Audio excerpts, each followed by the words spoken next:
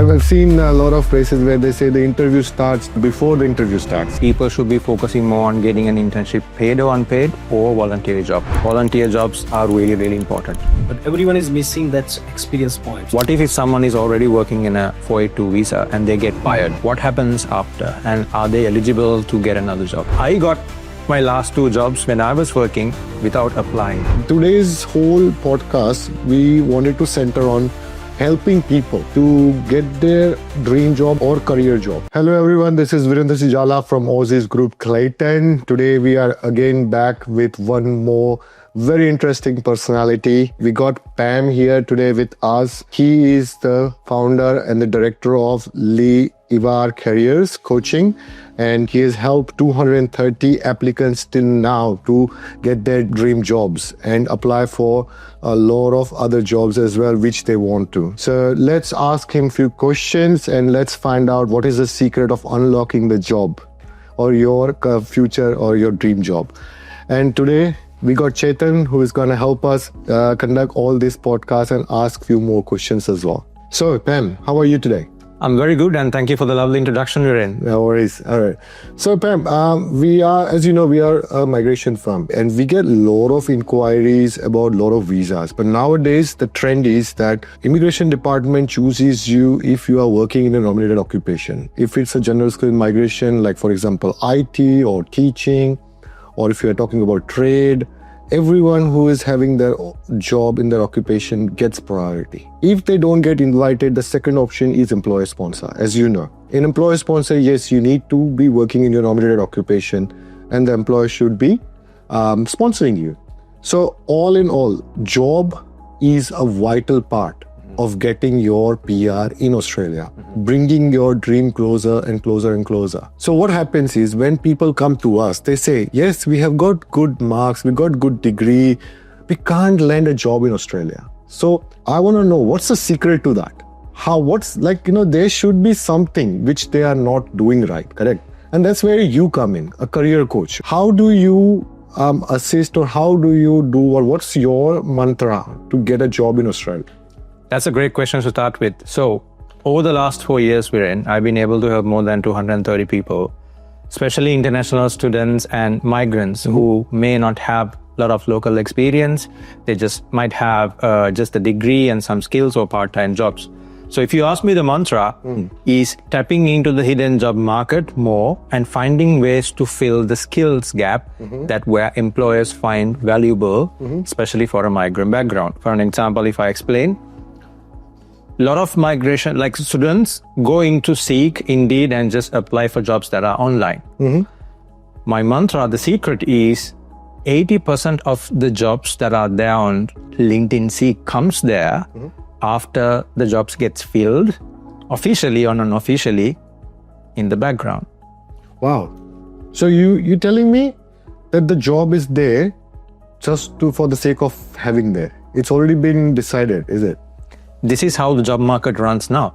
Wow, okay. And this is how I get people to find these hidden jobs so that they get into the employer and have conversations before it gets to Seek, Indeed, or anywhere. Wow. And that's the secret. That's a secret, huh? People assume that you wait until the job comes up and then you waste 1 hour to write a resume, cover letter, apply, and hope for luck.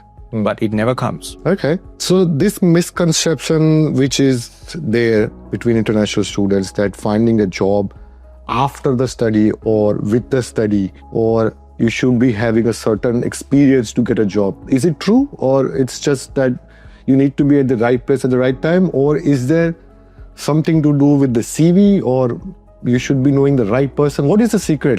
How can we tell them that, okay, this is not the right way to approach a job, please follow this procedure, or meet you? Yeah. We will definitely come back to that. But yeah, let's talk about what's the best way to approach or when to approach. Great question again. Now, I'll break it down into few steps. So, addressing the no local experience barrier. Yes, that is not the only part of getting a job in Australia, but for certain industries, such as if you're a civil engineer, you might need to have a bit of local know-how, building regulation standards. If you're a bus driver, for an example, you need to know the road. So local experience is needed. But for industries such as engineering, IT, marketing, accounting, it's not always a necessity. But people have a misconception that you need to have local experience to find a job. Otherwise, I'm not gonna be able to get a job. Because they're getting this rejection over and over again. People are saying, hey, we found other people with local experience. That's why you are rejected. So they internalize this rejection, thinking that I can't get a job without getting experience in Australia, which is false. It's the approach that you need to change. There are many ways you can get experience, even through volunteering, doing some projects, internships, and then projects after your university degree as well, which a lot of international students don't do. These counts as local experience too. You can, for an example, I helped an IT engineer recently getting a job, zero experience. How? This person reached out to a local company, like in his area of living, directly, and then they said, hey, yeah, we are having this challenge here. Can you help us? Yeah, I will help you. In return, I will give you this testimonial for you that we helped you. You helped us fix this IT issue, for an example. For a data analyst, there's a lot of BAs data analysts. Data analysts, we have a lot, isn't it? Yeah. So, for an example, you can do simple things such as Excel file sheet. You can go to a local cafe or supply chain warehouse. Hey, what are the issues that you are guys having? I'm happy to help you out with a simple Excel spreadsheet so that you know what are the stock issues that you had. I'm not going to charge you, but in return, you have to give me a testimonial so I can add it on my resume. Yes. And you add that 3 lines in your resume. Hey, I helped this supply chain warehouse company to improve the stock order levels by doing this Excel sheet. That is local experience. Next time you apply, there you go. True. See, that's the thing. Me and Chetan, when we are doing, he does general skill migration, he's expert at that, okay? A lot of people come and say, hey, we got this many points, but we don't have any experience in Australia. We still have 3 years of visa left, but unfortunately can't land a job. They are doing some odd jobs, making some money. They're living here, that's it. Isn't it, Chetan? That's true. And that's where we would like to help them, show them the pathway. Isn't it? So, as per your requirement, Chetan, what questions do you have for him? Yes. So, when reviewing your international candidates, what common gaps you see? It's maybe in regards of the skills, culture, field, or communication, or even resume. And how can students address these common gaps before or after their job hunt? Great question, Chetan. Skills gaps is a huge thing right now.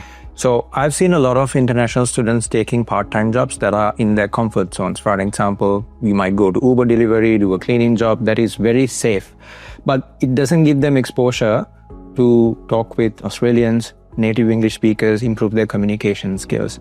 And when they have to get a study-related job, they struggle in interviews because you don't know how to communicate clearly, Talk properly, and on the Australian way, and understand the accent, right? Yeah. So that's why my suggestion is, even when you are doing the degree, before, after, pick up a job that gives you exposure. Could be hospitality, working in a cafe, Coles, Woolies, retail job, so that you get that exposure before you actually get it, apply and get an interview. So at the time you get tested, in a proper interview, you have familiarity. Hey, I know what you're saying. I know the accent. I know the slang. Because Australia has a lot of slang, right? Whether it's Barbie, there's so much of accent that is used. It's mostly you saying about the workplace environment. Like, yes. A lot of people, when they crack a joke, when it's cloudy and rainy, beautiful weather today, isn't it? And you say, I'm sorry, they're going to understand. Yeah. You are not familiar with the joke. 100% variant. So when you go to an interview, you're having a small talk with the interviewer and you don't understand this, and then they feel like the workplace fit is not there. Correct. That's the main gap for them to not progress. Like I've seen a lot of places where they say the interview starts before the interview starts, because as soon as you enter, they start seeing how you talk, how you dress, how you represent yourself, how you understand, how confident you are. That's the main thing, isn't it? Exactly, 100%. Because You're right. I work with a lot of analysis, people who have technical skills, because migrants have technical skills, right? Whether it's engineering or data or IT. They put so much focus on improving technical skills, like programming, data or whatever, but miss on the soft skills part. Assuming that I will wait for my chance and I will nail it when I get the interview. But that's not what gets you the job, because employer is checking, if I hire this person, how will they perform actually in the real life. In the real life. Correct. How valuable is internship? Do you reckon that people should work like an intern, paid or unpaid, or they should do voluntary jobs?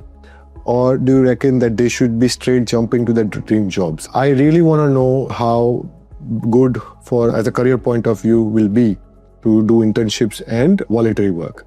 Great question. I 100% agree that people should be focusing more on getting an internship, paid or unpaid, or voluntary job. Same example before, if you're in IT engineering, if you find an internship, you get to understand what are the local standards, what are the challenges that the business has.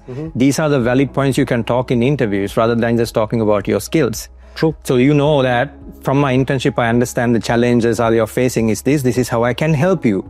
That itself is positioning, presenting yourself better rather than just talking about your degree. Right. I have a degree and that's all I have. Please give me a chance. So setting up yourself for success, it's really crucial. And then for that, internships, volunteer jobs are really, really important. Really important. See, jobs and internships and voluntary work, they all start from one thing, as I understand, resume, isn't it? Or CV, let's stop.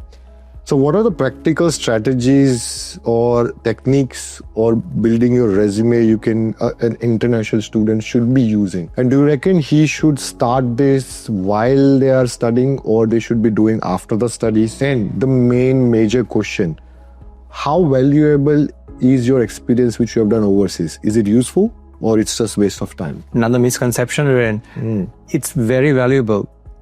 The experience that you have overseas. I find a lot of international students who carries maybe accounting experience, finance, marketing, but they are not confident to present it here. Correct. But the challenge is, it's how they fill that gap in the resume. Okay. The way you write it, transferable skills, it's all about how you write it. If you just write, the biggest mistake of international students in resume, they write things as responsibilities. I was responsible for this. Roles and responsibilities is a very common word, yeah. Instead, you should say, I did this, and because of that, this is how I improve the company process. Yes. And because I contributed to profits or reducing costs, that can be helpful for you too now. That's transferable. And it doesn't matter. You could be applying for IT here, but you have finance experience before. You can be applying for a finance company, but an IT role. That's true, actually. And you show that I have finance industry knowledge. I know how month-end reporting works. I know how to, collect accounts receivables, how reconciliation works. But now I'm applying for IT in a finance company. Yeah, the IT company might be developing a software for a finance company. 100%. So if you know the finance background well, it's benefit for them, isn't it? 100%. So that is how you present yourself. How you present yourself, and the common misconception about not writing responsibilities, it's more about what impact you delivered to your previous company, even in a project. Even in a university project, let's say if a graduate is listening to this, they might be thinking, I don't have any experience overseas. What should I do now? If you have a capstone project, university project, you can at least write about, I did this project. Because of the project, this is how the potential client or company is being benefited. Correct. True. That's how you should write it. I was told that you got few questions for me as well. 100%. Me and Chetan. So now let's change the role. You ask the questions and hopefully me and Chetan will be able to give you the right answers. Really excited to ask these questions. So my first question is, what is employer-sponsored visa and who is eligible for it? Employer-sponsored visa, anyone whose employer is ready to sponsor them and their occupation falls under CSOL list. There is a list called CSOL list.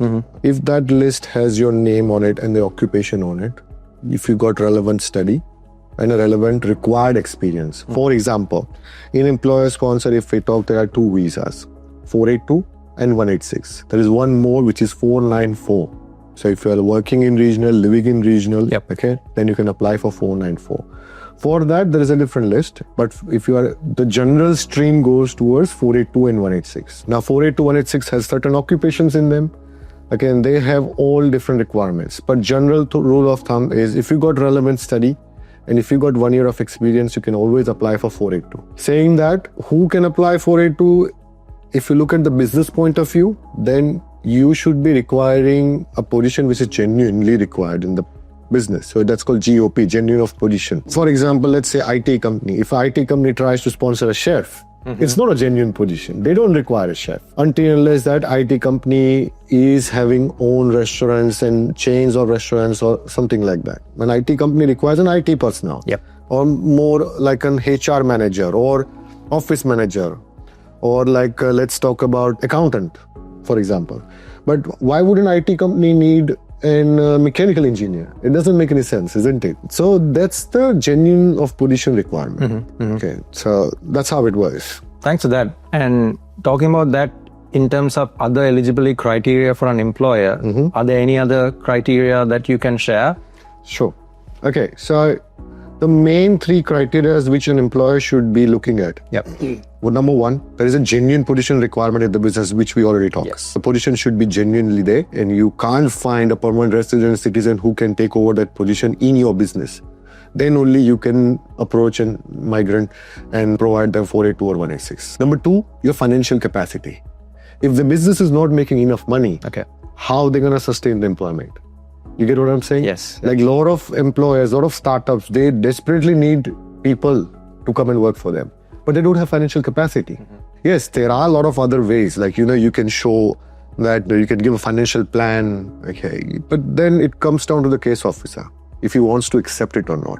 But general rule of thumb, you should have a financial capacity to sustain someone's employment. The company should not be running under loss from past couple of years. They should be running under profit. The turnover should be going up as well, okay? And they should be making enough profit so they can sustain your employment. For the coming years, you are getting sponsored for. These are very valid and insightful information. One of the other common questions that I get also is, what if someone is already working in a 482 visa and they get fired? What happens after? And are they eligible to get another job? Very, very, very good question. Because nowadays there are a lot of employers who actually threaten the applicant, okay, that I'm gonna fire you and you're gonna lose your visa. No, you're not. Government recently changed some rules in the benefit of the applicant. If your employer fires you and you are stressed that I'm fired, I'm going to lose my 482 visa, what am I going to do? Don't worry, guys. According to the rules for the 482 SID, you get 6 months. Okay. From the day you get your last payslip or your termination says, okay, this is the date from where you are not allowed to work here or whatever, okay? From that day onwards, you get exactly 6 months to find a new nominator, lodge a new nomination and secure a visa. Because you don't need to lodge your visa again. Your visa is dependent on the nomination. Once you find a new nominator, lodge a new visa, that's all it is. And you got 6 months, 180 days. Go out and find a good employer who's ready to take over your nomination in the same occupation. You can't change the occupation. Yep. But you just find a new employer who's ready to take the nomination, and that's it. It's not that complicated. So don't be scared about it, That's the thing. Government wants to encourage people to work in their occupation. And they don't want the applicant to get exploited as well. You get it? Like you can't take advantage of the person who's getting sponsored. Yeah. Fair enough. And it gives a breathing space too. 6 months, like they get expose their capabilities to approach a new employer. Yeah. It used to be 3 months. Now it's 6 months. And the good thing is, like, while you are looking for a job also, you can work for someone else in some other occupation as well to survive. That is, for 1 year you can do that. But as I said, why would you do that? You can just straight away find a job and secure a nomination. Simple. Amazing. And talking about finding a job in your relevant field, I wanted to ask from Chetan about these general skills migration visas like 189 and 190. As you know, there is quite a boom and a talk about Victorian state nominations, being that you have to be in relevant jobs for you to get a nomination. Can you explain a bit more about that? Okay, so for GSM visa, mainly 189, 190, the experience is the critical points to collect. Because most of the students come to the Australia, they study, they got 3 years or 5 years of TR, and everyone got they're claiming the normal points, qualification, age or English, but everyone is missing that experience points. So they, in that temporary visa, if they are not able to find the job, they want able to claim that extra 5 points and that's where everyone is sitting at the right, the same points. So if you get job in your field, for Victoria especially, you would get extra 5 points as well. You would get extra more priority for Victoria State, because in Victoria ROI we claiming salary. So how this work, if you have the salary about 80 or 70 whatever, you claim in ROI, whereas you have this other candidates, they don't work in the field, they have the 0 salary, so they get more priority. So experience is I can say the crucial part to collect more points in a GSM visa mainly. And it reinstates. Thanks for sharing that why it's required to find a job in your study related field. And the thing is, it helps you gain more points as well. When Chetan mentioned 5 points, 5 points is for 1 year. Okay. But if you got 3 years, you got 10 points. Wow. So you're running ahead everyone. You get it? And see, that is the strategy what I'm saying. Government wants to hire, give PR to the people who are actually working in their occupation. Past few years, what was happening was people were studying IT, for example, and doing something else. They're doing trade, but they're working as an IT. So what is happening? There is always a vacuum of jobs everywhere. There was always a hole of, this occupation is having skill shortage, this occupation is skill shortage. Why? Because no one was working in their nominated occupation what they were studying here. And as you know, a lot of international students come here straight from the bachelor degree. They've just finished the bachelor degree and they have landed here. They're either doing masters or they are doing some certificate courses. So they don't have any experience. Get it? So that's the reason. Today's whole podcast, we wanted to center on helping people to get their dream job, let's say, or career job. There are two sort of things which will help them to get their points, or let's say employer sponsor, and move closer to their PR or get their PR. Correct? 100%. Yeah. And I think, we discussed a few strategies, especially some secrets for people to be able to now go and apply and get that close towards their dream job. You talked about secrets, but you haven't revealed one. What do you do? I would love to know that. What's your main role? Imagine I'm a mechanical engineer. I finished my bachelor's degree back home. I'm studying master's here. I landed here. And I was like, nah, I am going to get my job as a mechanical engineer on my bachelor's degree, which I can certainly do, isn't it? You can, definitely. So how would I approach you, and what will be your procedure? How can you help us? How can you help me if I was the applicant? So if you are a mechanical engineer, first I will understand your educational background. Let's say you have a bachelor's, okay, and any other experience or internships during overseas projects. And then the barrier comes, okay, I don't have any local experience. What can we go from there about? Usually people jump into writing a resume, which is needed, but overlook the importance of things such as connecting with employers.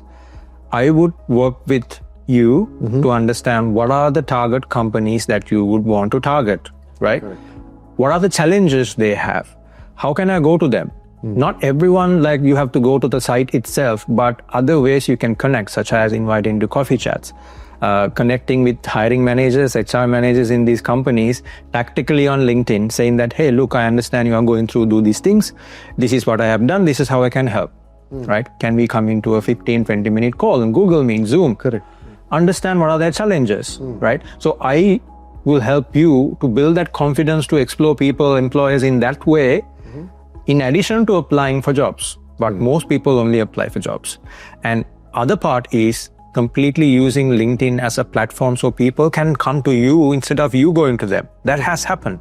That's a good idea, yeah. I got my last 2 jobs when I was working without applying. Oh. I didn't apply. A recruiter came to me. Okay. And now I help others to be in the same position so that recruiters come to them so that they get visibility to these hidden jobs. Oh, that's actually a good thing to know. So build your profile in a way that job comes to you. A lot of people make mistake of looking for job. I'm looking for a job. That's the common word people use. Yes. You shouldn't be looking for a job. You should be building your profile. You should be meeting Pan and find out what's the secret behind it. I was curious about one more thing. You promoting a lot of ways in a way LinkedIn. Yes. How does it work? What do you mean by developing your profile on LinkedIn? How does it work? See, if I explain it in a simple way, LinkedIn is like Google SEO. So it has an algorithm behind it. That means people now are searching for people like you in LinkedIn. Similar to if you want to go and have a coffee, you go to Google, you search coffee near me. LinkedIn has a similar algorithm. And based on your search criteria, based on your profile ranking, LinkedIn will list the top matched profiles for the recruiters. Wow. Okay. Similar to you get these businesses on Google. The thing is, we think LinkedIn as a platform to just create a profile and keep it there. That's it. We don't know what to do with it. Yeah. So what I help people with is not only update, optimize, your ranking is high, you are actively using LinkedIn, so these people, like your profile come up in search results, first 2 pages. Okay. When that happens, whenever someone searches for an IT engineer, art analyst, mechanical engineer, your profile comes up and you're the first person for them to connect. Wow. Okay. And at that point, job is nowhere. It's not advertised. Fair enough. So before it gets advertised, you're already there. Yes. Very interesting. Very interesting to know that. You also talked about like developing your resumes and all that. So do you guys help with that, or how does it work? I usually offer a comprehensive coaching program. So where I include everything because I know in addition to resume building, using that transferable skills, LinkedIn profile, cover letters, but more than that, also interview confidence, entire journey about starting from zero to getting your dream job. That's how I help people with. Okay. And what's the best way a person can connect you? Let's talk about that. Like if someone wants to connect to you, what's the best way to do that? Best way to connect with me is through my website, Elevar Career Coaching. So it's called elevardigital.com. And there you can find the details about my career coaching program, and there's a qualification process for that. And you can submit your application and then we can go from there. Lovely, lovely. So there you go, guys. Very, very eye-opening conversation with Pan. He actually answered a lot of questions which you guys might be thinking or you might be worried. See, getting a job is not important. Building your profile so the job can come to you, that is important. So if you got any questions, please comment down below or leave me a DM, or you can straight away contact Pan on Elevar, so Levar. Okay, he can certainly help you with all the job inquiries and all the inquiries about how to build up your profile. If you got any other questions, come and see me or Chetan at Aussizz Group Clayton. And if you got any other suggestions, what sort of videos you would like to see, please comment down below. Thank you very much. Have a good night.